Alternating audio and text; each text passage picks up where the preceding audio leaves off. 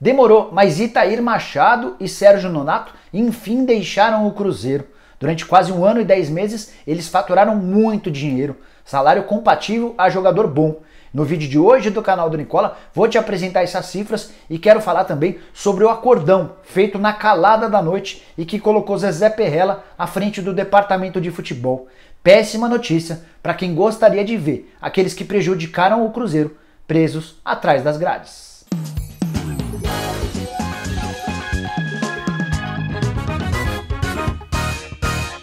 Fala aí pessoal, eu sou Jorge Nicola e quero usar esse vídeo para te explicar bastidores e tudo o que está rolando no Cruzeiro. O Cruzeiro em grave crise financeira, em grave crise política e em grave crise técnica. 18º colocado no Campeonato Brasileiro, seriamente ameaçado da zona do rebaixamento. Hoje o Cruzeiro aparece 4 pontos atrás do CSA, que é o primeiro time fora da zona do rebaixamento. Ou seja, nenhuma rodada extremamente benéfica ao Cruzeiro tira a raposa do Z4. E em meio a tudo isso, que algumas notícias que surgiram nos últimos dias podem ser comemoradas. Itair Machado, vice-presidente de futebol, e Sérgio Nonato, diretor-geral, deixaram a raposa nos últimos dias. Embora não exista uma confirmação, consegui apurar que os dois foram demitidos.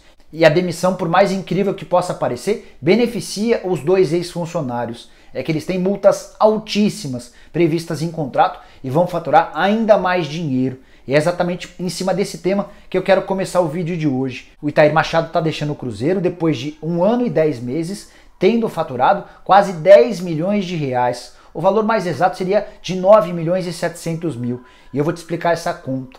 Tive acesso ao balanço financeiro do ano passado, que demonstrou que o Itair Machado embolsou 4 milhões e 200 mil reais em 12 meses. Se a gente dividir os 4 milhões e 200 pelo número de meses, a gente vai chegar ao valor de 350 mil reais por mês. Trazendo esses mesmos 350 mil para os 10 meses do ano, a gente vai ter o valor de 7 milhões e 700 mil reais. O problema é que em seu contrato havia uma cláusula garantindo mais 2 milhões de reais em caso de demissão. O grande contrassenso é que, se ele deixasse o Cruzeiro, ele não tinha que pagar nenhum centavo à raposa. Contrato absolutamente leonino, para mim, com uma clara demonstração de prejudicar o Cruzeiro. Ou seja, depois de embolsar 7 milhões e 700 mil, o Itair Machado vai ter direito a mais 2 milhões, totalizando aqueles 9 milhões e 700 mil reais. Isso, dividido por 22 meses, equivale a 440 mil reais por mês. Salário de jogador importante na realidade do futebol brasileiro.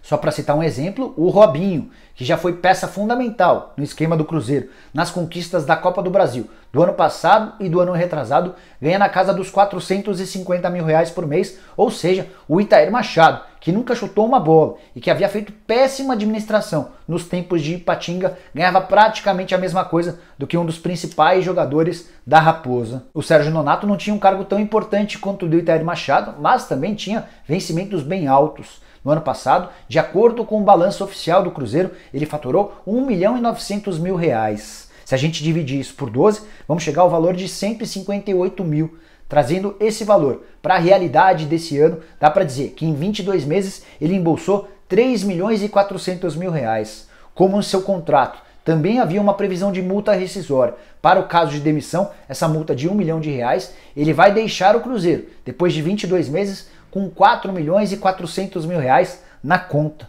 Fazendo a divisão desse valor de 4 milhões e 400 por 22 meses, isso equivale a 213 mil reais. Ou seja, Itair Machado e Sérgio Nonato, juntos, custavam cerca de 650 mil reais por mês ao Cruzeiro. Nenhum dirigente no futebol brasileiro ganha tanto. O Alexandre Matos tem vencimentos na casa dos 200 mil reais mensais. O Rodrigo Caetano, no Internacional, não chega a 150 mil por mês. Mas o pior de tudo é constatar que a dupla formada por Itair e Sérgio trouxe bem pouco benefício para o Cruzeiro. Pelo contrário, o Cruzeiro, por conta também deles, virou alvo de várias notícias policiais. O Itair Machado, por exemplo, foi afastado pela Justiça e pelo STJD do Cruzeiro durante boa parte desse ano por causa de ações baseadas em condenações trabalhistas, previdenciárias e criminais. Quase tudo referente ao período em que ele foi presidente do Ipatinga. E o Ipatinga era a prova viva de como o Ittaíra gere mal as coisas relacionadas ao futebol. Foram vários processos contra ele e contra o clube, que se mudou para Betim, mudou também o nome e acabou sendo rebaixado da Série C para a Série D por causa de uma dívida não paga. O Betim, em determinado momento, contratou Pablo Escobar, atacante boliviano bem narigudo. Certamente você que acompanha um pouquinho mais o futebol vai se lembrar dele. Pois bem, o Betim não pagou pela contratação, acabou sendo acionado na FIFA e por falta de pagamento caiu da Série C para a Série D. Pouco depois acabou fechando suas portas. E é esse Ittaíra Machado, com esse currículo, com esse histórico, com vários processos contra si, que foi responsável por gerir o departamento de futebol do Cruzeiro. Acho que por tudo isso já dá para entender o porquê de o Cruzeiro ser hoje o 18º colocado do Campeonato Brasileiro, seriamente ameaçado de rebaixamento, com salários atrasados e muitos, mas muitos problemas. Mas quem acha que a saída da dupla vai representar uma nova era no Cruzeiro pode estar enganado. É que na calada da noite, nessa semana, o Zezé Perrella acabou virando a mesa e quebrando um acordo que tinha com membros da oposição. 25 pessoas influentes dentro da história do Cruzeiro se reuniram recentemente na casa do Zezé Perrella. Entre as pessoas estiveram o Alvimar Perrella, o Gatti, o Gilvan e o Jarbas, e ficou definido que a oposição trabalharia pelo afastamento de todos os dirigentes do Cruzeiro. Há uma reunião marcada para o próximo dia 21 de outubro, em que o Conselho Deliberativo votará essa questão. Consegui apurar junto ao pessoal do Conselho que certamente o Wagner Pires de Sá e seus 2 vice-presidentes seriam afastados nessa reunião do dia 21. E o plano seguinte seria estabelecer um comitê de gestão formado por cruzeirenses notáveis que assumiriam o clube de forma provisória até que existisse uma nova eleição. E o primeiro movimento feito por esses integrantes do comitê de gestão seria a criação de uma auditoria interna. Essa auditoria certamente apresentaria uma série de situações esquisitas, para não dizer outras coisas, relacionadas à última administração, a essa administração de Wagner Pires de Sá, Ittaíra Machado, Sérgio Nonato e Companhia Limitada, e possivelmente teríamos até gente presa, porque algumas das situações são bem escandalosas, como por exemplo quando o Cruzeiro pegou dinheiro emprestado junto a um empresário e repassou percentuais de 10 jogadores para esse empresário, um dos atletas de apenas 12 anos de idade, o que é algo absolutamente proibido pelas leis do futebol. Mas aí apareceu o Zezé Perrella, nomeado nessa sexta-feira como o novo homem forte do futebol do Cruzeiro, e colocou em risco tudo o que havia sido combinado. A votação do dia 21, por exemplo, pode não dar em nada, até porque o Zezé é o presidente do Conselho Deliberativo. Essa ideia de um comitê de gestão pode até ser formada, mas certamente com muito menos força, a partir do momento em que o Wagner Pires de Sá permanecer no clube. Então foi um grande golpe dado pelos dirigentes do Cruzeiro, que para mim, isso é uma opinião minha, fizeram isso para tentar minimizar a possibilidade de a oposição tomar conta do Cruzeiro.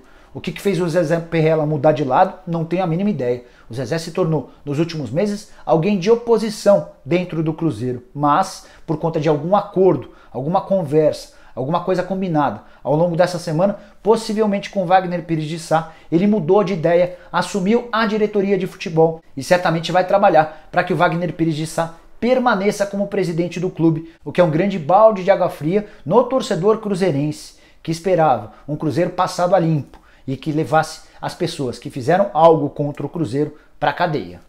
Bom, eram essas as coisas que eu queria dividir com você. Espero que tenha curtido o vídeo e entendido tudo que eu disse. Quem não entendeu, use o espaço para comentários para deixar pergunta, para deixar sugestão.